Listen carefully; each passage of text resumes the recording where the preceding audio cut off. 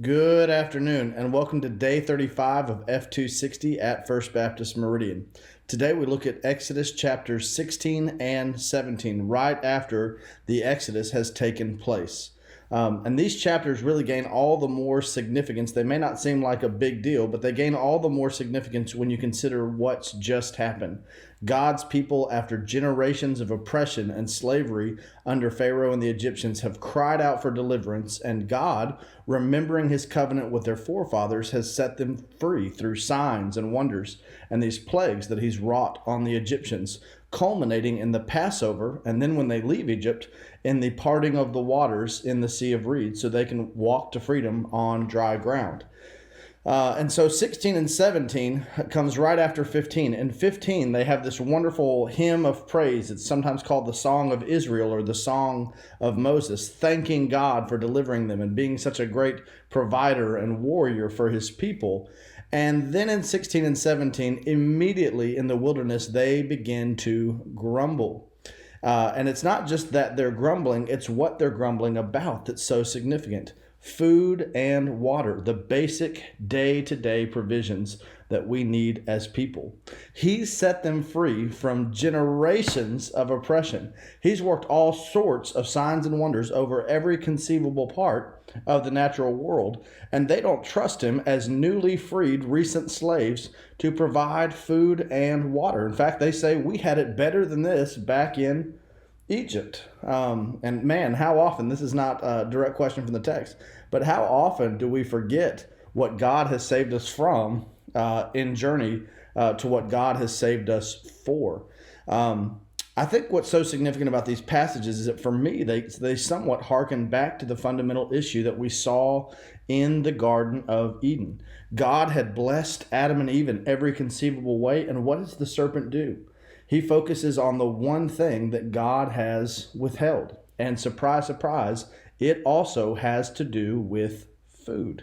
Look at this one tree. Look at this one fruit that God has put off limits. And so the question for us as people of faith is, do we trust what God has already done enough to believe and trust God in what he has not done yet? Do we trust God on the basis of the past enough to walk faithfully with him in the present and into the future? It's so significant on numerous levels because this grumbling over food and water will come full circle all the way in the book of Numbers.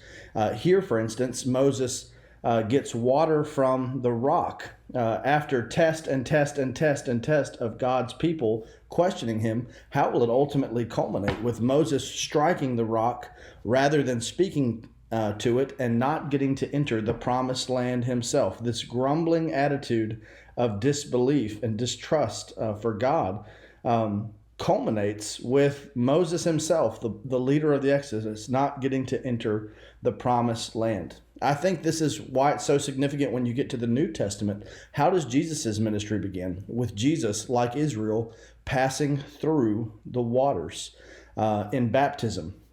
Right after that, don't miss it, Jesus goes into the wilderness, just like Israel in the Old Testament.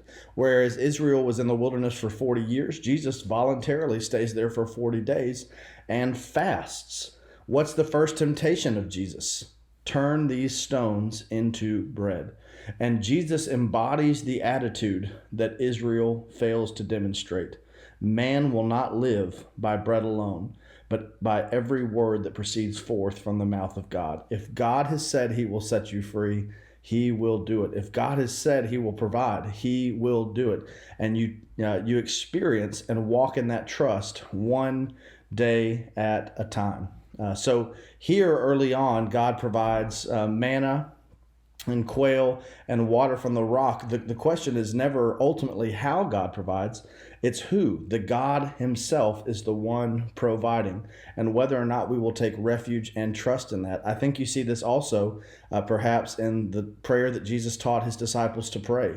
Our Father who is in heaven, let your name be made holy. Let your kingdom come. Let your will be done on earth as it is in heaven. Give us this day our daily bread. Where does he get the notion of daily bread from? Probably from the manna in the wilderness.